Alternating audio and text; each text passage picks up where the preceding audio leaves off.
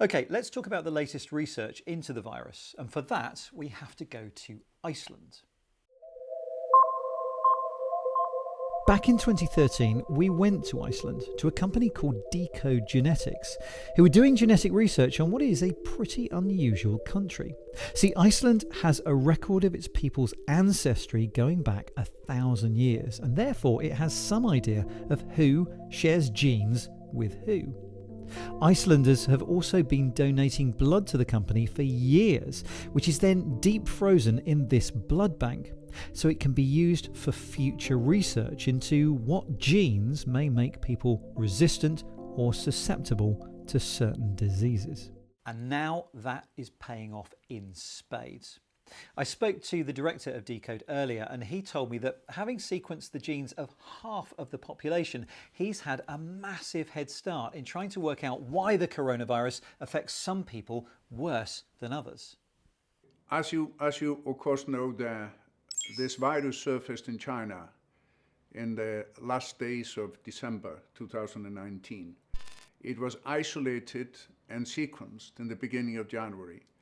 And soon after that, the news of an emerging epidemic in China was to be heard all over the world. And actually in Iceland, we responded to it by beginning to screen for the virus in the healthcare system on January 31st. And we had screened for a whole month before the first case was diagnosed. So we were looking for this virus for a whole month before we found it. And after that, the Icelandic healthcare system was very much focused on screening those who have signs and symptoms that were compatible with COVID-19. But it was on the 5th of March that I was driving to work, and I actually was listening to the news on BBC, on my radio, and they were talking about the epidemic in China, and they came up with this death rate of 3.4%. And I couldn't understand how they could calculate the death rate without knowing the spread to the virus in the society in general. So when I came down to work, we sat down, a few of us, and we decided it would make a lot of sense to screen widely in the general population in Iceland for the virus. And a few days later, we started. And now today, or yesterday, we had screened, together with the Icelandic healthcare system, we had screened about 13.7% of the nation.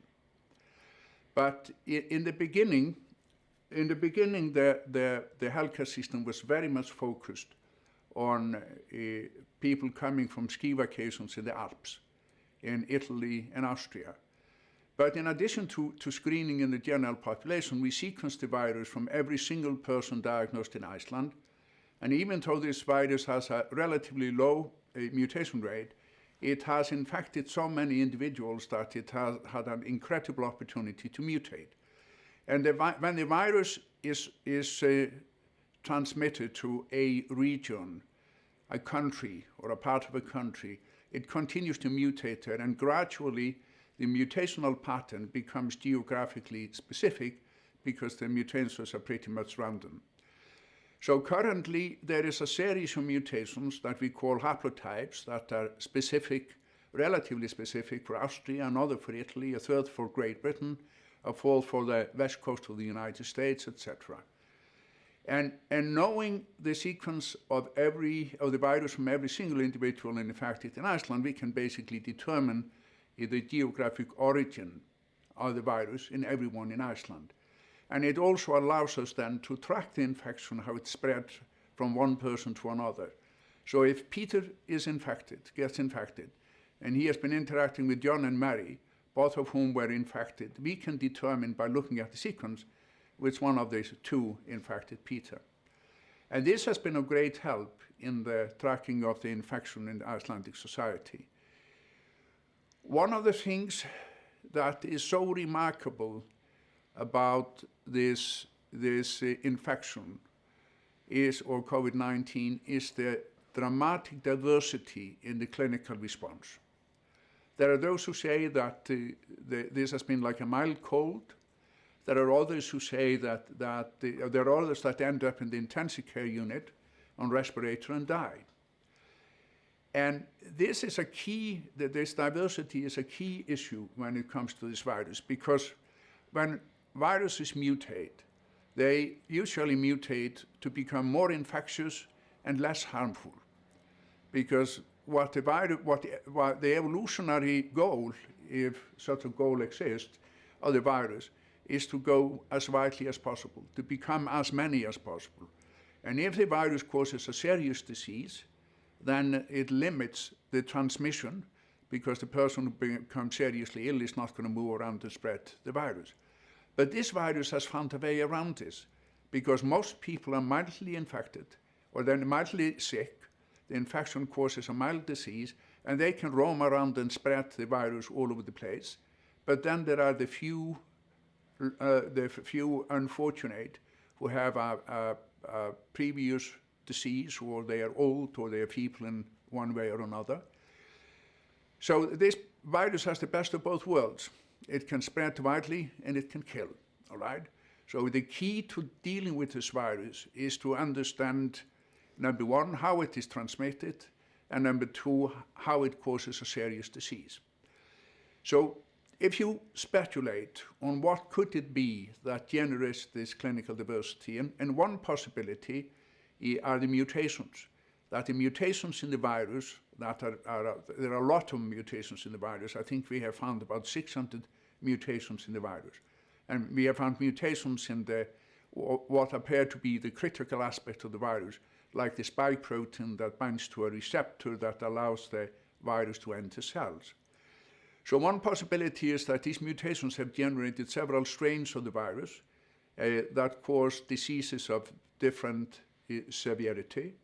Another possibility is that this lies in the genome of the patients, that some are born with genetic vulnerability and others genetic resistance to this virus. A third possibility is that this is dictated by prior exposure. Those who have been exposed to other coronaviruses may be somewhat immune to this virus. And then there may be a combination of all of these three. We and the rest of the world are vigorously exploring these possibilities. It's also interesting if you look at, for example, the different vulnerability of the sexes. All right, males get more easily infected than females, and if they get infected, they become sicker than women do. Children are less likely to get infected, and if they get infected, they are less likely to become seriously ill. And the older you are, the more vulnerable you are to this infection. So there are a lot of things that are left to be done, but what I think is particularly interesting when you look at this molecular epidemiology that we have done is that, for example, when the authorities were focusing on people coming from ski vacations in the Alps, and were very much determined to prevent the transmission of the virus from these people, the virus was clearly sneaking into the country from other countries, such as Great Britain. And it's absolutely clear that very early in the epidemic, the virus was widely spread in British society, because a very significant proportion of the cases in Iceland came to Iceland through those who were traveling from Great Britain. Does that mean, do you think, or does that lead you to believe that many people don't display symptoms? Because obviously we didn't record many cases here in the UK for quite a while. I think that it is most likely because this was very early. It may have been very early in the infection of those Brits from whom the Icelanders got infected, early to the extent that they had not developed the full extent of the disease. And it is clearly there is a certain proportion of people infected who get at least only mildly sick, so mildly that it doesn't get documented. So, for example, in our testing, when we are screening in the population in general, about 50% of the positives were asymptomatic when we collected the samples. We are currently digging into the data to see what happened to them subsequently. A very substantial proportion of those got sick later on, but there are some who didn't. We came to visit you in 2013. We saw your massive blood banks there, and I'm wondering how useful it was to have all of that blood, all of that data already collected. We are in a privileged position when it comes to looking at the host genetics, to look at the genetics of the patients and see how the genetics influences the probability of getting infected and the probability of getting seriously ill when you become infected. So we did not have to genotype and sequence the genome of the patients. We already have it there. So it gives us a certain advantage. It also gives us a considerable advantage to know exactly what medication the people who get infected have been taking, because we can determine whether some of those medications make people more likely to become sick or helps them to get protected from serious illness. So we have enormous amount of data on the people who got infected, as well as enormous amount of data on the people who did not get infected. So we are in a privileged position. The only thing we need to be able to make really big impact here is exactly what we don't want. We would need more cases to have the power, but that's exactly what you don't want. And it is a peculiar position to be in, is to have a great need of something you don't want. It's almost like you've been preparing for this moment for your whole existence. Would that be right? It feels a little bit like that the team that is working here, and this team has been working together for almost a quarter of a century, and it is almost like everything else we have done, and we have done an awful lot on a very, very large number of diseases, have had great success in working on a lot of diseases, but nevertheless, when we're sitting here today, it feels like that it was merely a preparation for this. Would you say then that you had everything ready to go, or did you need to change some of your methods and some of your equipment and learn new things in order to deal with the coronavirus? It took us less than a handful of days to prepare for this. From the moment we decided to go and do the screening, I think it took us about 3 or 4 days to set up a lab to do that. Can you describe how much sharing of virus information, the genome and the data is going on between scientists in different countries, and whether that's more than normal? It is more than normal. People are putting into a database the sequence of all of the viruses they sequence. People are sharing, instantaneously information. And doing it in all kinds of ways. For example, I have given a lot of interview to the press, and in these interviews I share all of the data basically we have, all of the observations we make. There is no hesitation that the scientific journals will reject your paper because you have already exposed the data to others. So the nice aspect of this epidemic is that it has brought the community closer together. People are turning their backs together. We had a problem for a few days because we needed swabs to be able to take samples from participants, and basically everyone he rose up and tried to help us to find swabs, and eventually we got a lot of swabs, and that problem was solved. So I think that we are currently a better community in many ways than we were before we entered into this epidemic, and I hope that some of it will carry over until we get out of this as well. Are you able to do something like track the path of this virus right the way back into China, possibly even to find patient zero? Is that data ever going to be available to you? Is that a possibility? We are, like so many others, trying to interpolate, trying to find the common ancestor. the final common ancestor of all of the virions. And you know, it's not entirely clear to me how reliable it is going to end up being, but we are certainly trying. Do you think you could have done this level of analysis 20 years ago? I'm wondering what technology you would say has made this possible now that you couldn't have done in 2000? We would not have been able to do this 20 years ago.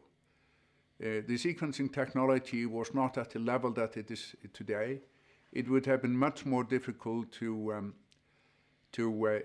sequence the virus. It would have been much more difficult to manage the data, to analyze the data, to put it in context. You know, I think that what this epidemic is showing, or at least to me, is how incredibly powerful it is to be able to bring together large amount of information, healthcare information, bring it together and mine it effectively. So you know, 25 years ago, when he was studying a disease, most people were using animal models. Today, we are basically gathering data on human diversity and let the human diversity help us to figure out the pathogenesis of disease. And this began with the genetics, because the genetic, you know, one definition of human genetics is that it is the discipline that studies human diversity. So it began with gathering data on diversity in the sequence of the human genome, matched that with data on human phenotypes. But now we and others have started to bridge the gap between the genome on one hand and a disease on the other hand by filling it with transcriptomics and proteomics, metabolomics, etc., to gather just as much data on human diversity as possible. And that is the task at hand when it comes to understand this very diverse response to the virus. That is basically one aspect of human diversity, is the way in which we differ and the way in which we respond to this virus. So I think that what is happening now in this epidemic, in our and other people's attempt to develop an understanding of it, is that we are bringing to bear this new approach to the study of human disease. This sounds like a big data project. Would you say it's big data? Would you say there's artificial intelligence as well? I'm reluctant to use the term big data because it is so hollow and meaningless. We are just bringing together an awful lot of data on people who got infected as well as those who didn't, and we are comparing them. And then we are bringing together a lot of data on people who got infected and remained relatively healthy versus those who get desperately ill. Is there an aspect of artificial intelligence in your work? That is still another term that I'm trying to avoid as much as I can. Actually, yeah. And we are using, and we have been for many years been using methods that are based on examining as many, if not all, possibilities when it comes to a situation, and it is often it falls into a category that is called artificial intelligence, but there are advantages that come with it. There are advantages that come with examining systematically all possibilities, and particularly the ones that you didn't think were possibilities. But one of the problems that comes with that is lack of transparency. What does it really mean in the end? Yes, A correlates with B, but it is oftentimes extraordinarily difficult to figure out why they correlate with each other if you're using a sort of artificial intelligence in its full-blown version. But of course, we, like everyone else, we are dabbling in artificial intelligence in spite of our disdain for it. Can you think of a technology that, if deployed at scale, would have a massive impact on this kind of pandemic? It might be something at your end, it might be something at the patient end, it might be tracking apps. I don't know if there's anything that comes to mind. There is no there's no technology that I'm convinced would make a huge difference. If indeed, however, the rest of the world would go on into doing tracking your contacts of the infected and putting them in quarantine, which I believe is a very effective method to have an impact on this, then the use of cellular phones to track contacts is very, very effective. So if you get infected, it takes an instant to find all of the cellular phones that were within 1 or 2 meters of yours for the past 5 to 7 days. It's extremely effective, but it is also a bit scary because it constitutes a dramatic invasion of privacy.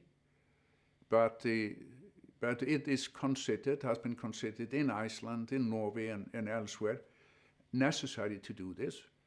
In Iceland, it is done in such a way that people have to agree on this. It is by their consent. It is not imposed on them. I mean, that is a technology that makes the tracking and then the use of quarantine very, very effective.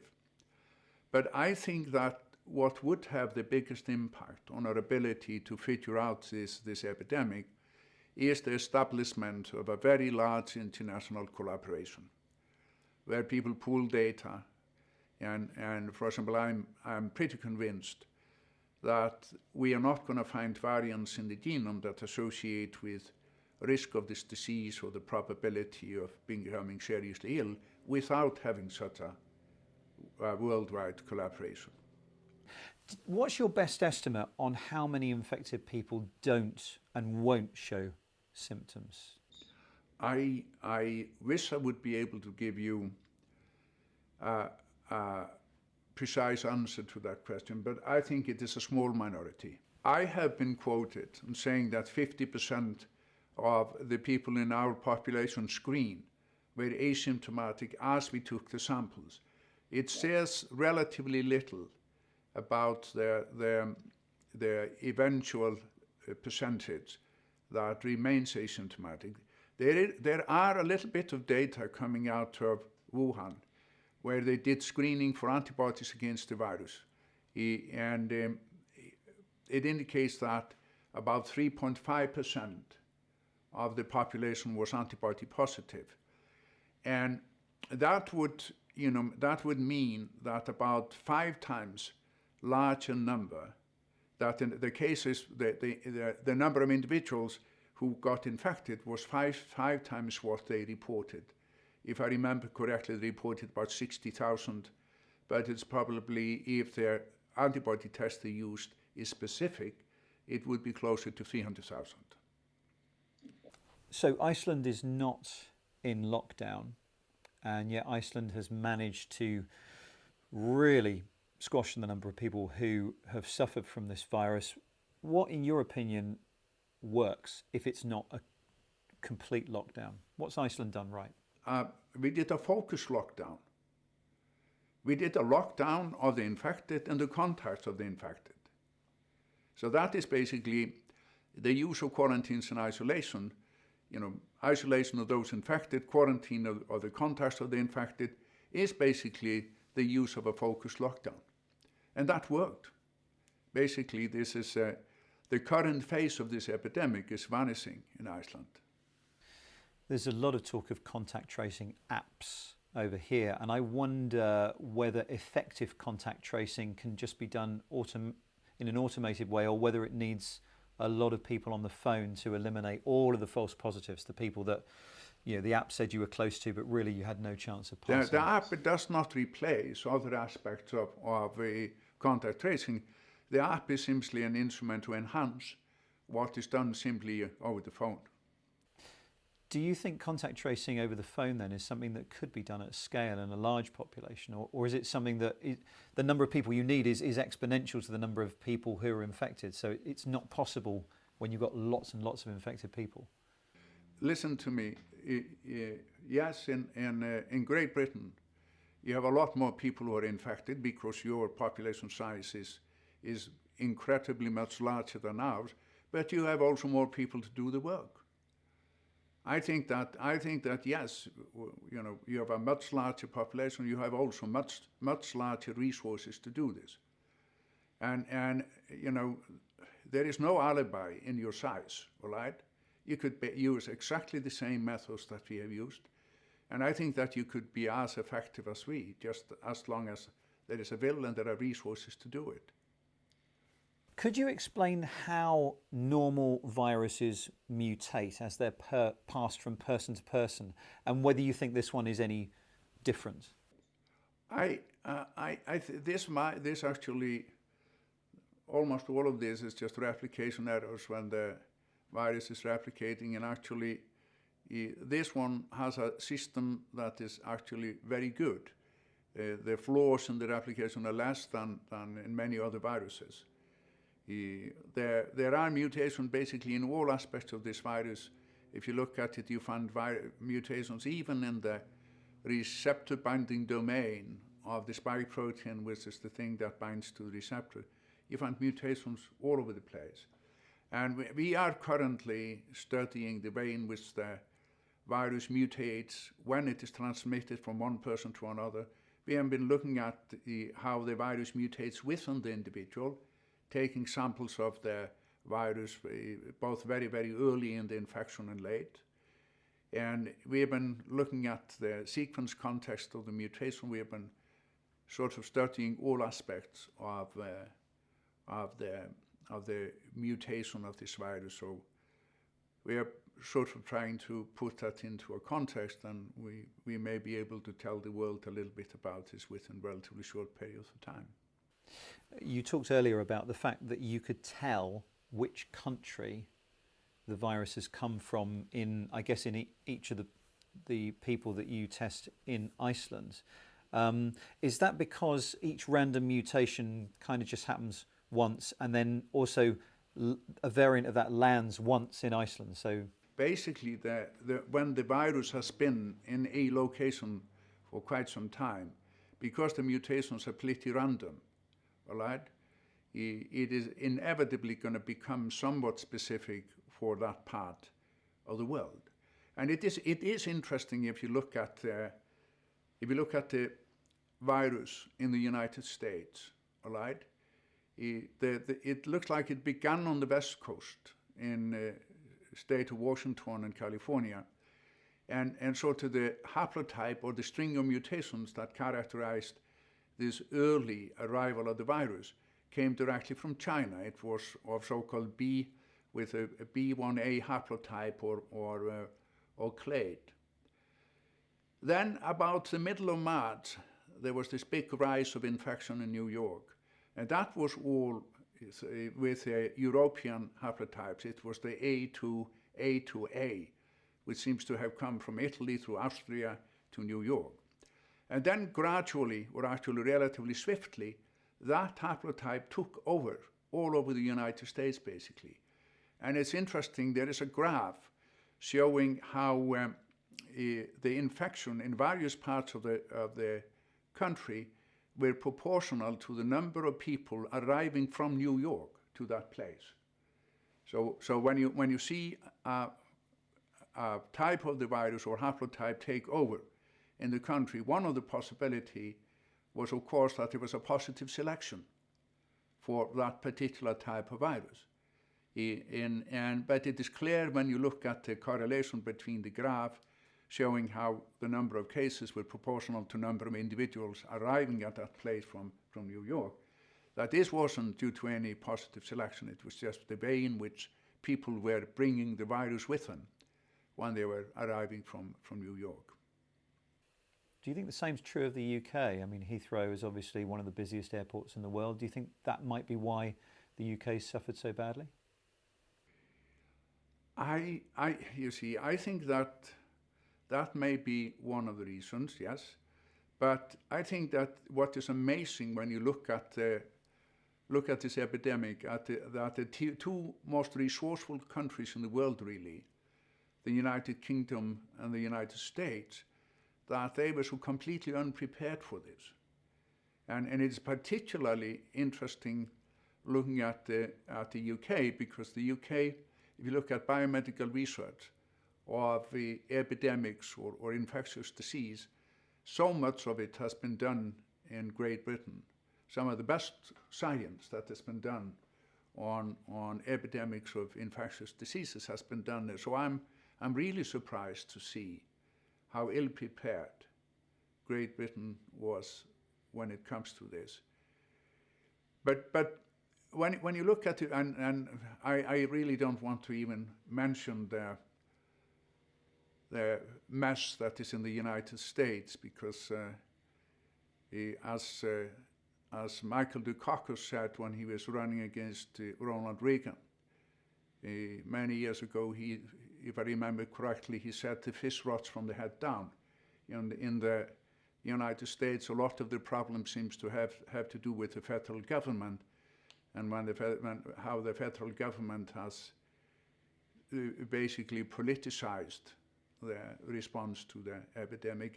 And one of our fortunes in Iceland is that the government of Iceland has had the wisdom of leaving this completely in the hands of the public health authorities. So they have not been trying to influence decisions on how we try to contain the infection. And that is somewhat different from what has happened elsewhere in Scandinavia. For example, Denmark all of a sudden closed its borders. And that was a political decision, done against the advice of the public health officials. The infection was so widely spread in Denmark at that time that it was almost like they were trying to close or lock the virus in. Do you have sympathy with the political decisions, the difficult decisions that governments have to make? For example, the secondary cost, either to lives through the economy or through mental health, of being too strong with the lockdown measures, or do you not really consider that? I have a great sympathy for those who are making these decisions. I think it is incredibly difficult to be in power as a politicians, running governments and sitting on the sideline, leaving the decisions in the hand of the experts, because the experts have as many opinions as they are, all right? So it must be very difficult. But this is almost like war, all right? If a decision is made, you have to follow it, even if you have some questions about the wisdom.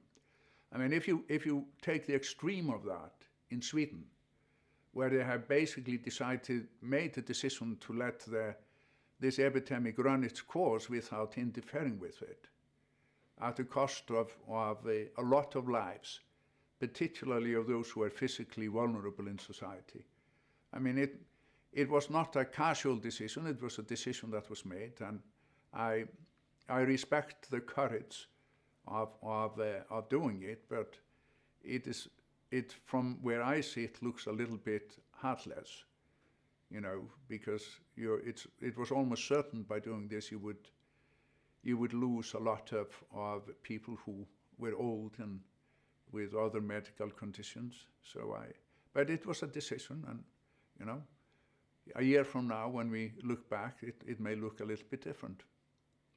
Do you see a time in a few years when we will know a lot more about this virus and we will treat it and it will be completely survivable? Do you think that's likely? I think it's very likely. I think it is, however, not unlikely that it will be like the flu, an enemy that comes back time and again. I think it is not unlikely that this could become a seasonal event. But hopefully, within a year or two, we will not just have a vaccine that we will have to redevelop every year. We will also have methods to treat those who get seriously ill. Where you've talked about the mutations and the many variations that this virus has been able to transform into because it spreads so widely, do you worry that a vaccine may not actually treat many of these mutations, or are they not important enough to count against a vaccine? It's going to be a bit tricky to put together a vaccine, but we will make a vaccine against this virus, and we will make a vaccine that will be successful. And the reason I'm convinced that we will is that we basically see how this virus generates immune response against it. The experiment of nature has been done, all right? This is not like the AIDS virus or anything like that, like these viruses that have turned out to be very difficult to make a vaccine against. This one will be sort of the middle of the road kind of a virus when it comes to the vaccine. The big question is how long is it going to take to make the vaccine? From sequencing the virus, do you think it would ever be possible to tell what animal it came from? I think that the way in which you would try to do that is to sequence the virus or coronaviruses from many species, and then look for the coronavirus that looks like it is the ancestor of the one that is now making our lives so difficult. I mean, that's one way to do it, and I wouldn't be surprised if he would succeed in that. Is it something that's possible at the moment, or something that we just need even bigger computers to do? If you would apply yourself to it, collect the species that are likely to have been the source of this, and I don't know how you assess the likelihood of it. You could sequence coronaviruses for thousands of animals to look for the one with a virus that is closest to this one. Whether you would succeed or not, I cannot assess the probability, but it isn't unlikely that someone would succeed at it. Is it important, or is it the case that another coronavirus will come along at some point and we'll be back to square one anyway? I don't think that figuring out the exact animal from which this virus came, I don't think it's going to be of terrible importance. I don't think so. It looks like men suffer more from this than women, and children don't suffer anywhere near as badly. There's also some suggestion that people from different ethnic groups suffer more or less. Have you found any evidence of that? And no, do you think we are looking vigorously, but we haven't found any evidence of that yet. Do you think there's a chance it's more of a socio-economic thing when it comes to the ethnicity? It may be socioeconomic. There may be biological differences, because we know that there are biological differences between ethnic groups. And I think it is extraordinarily important for us as scientists to recognize the biological differences between ethnic groups and make sure that we do it in a positive context. We are celebrating the diversity rather than emphasizing it as something that separates the good and the bad. But it is important to be cognizant of these differences, because in those differences may lie the key to understanding of a disease like COVID-19, if indeed there are ethnic differences in how sick people become, and I'm not certain that it is so, but if it is so, there might be one of the keys to understanding this. Do you think that we'll learn anything from this process that we can apply to the next pandemic, which I assume will happen at some point? I think it is very, very likely that this epidemic is going to change the healthcare systems.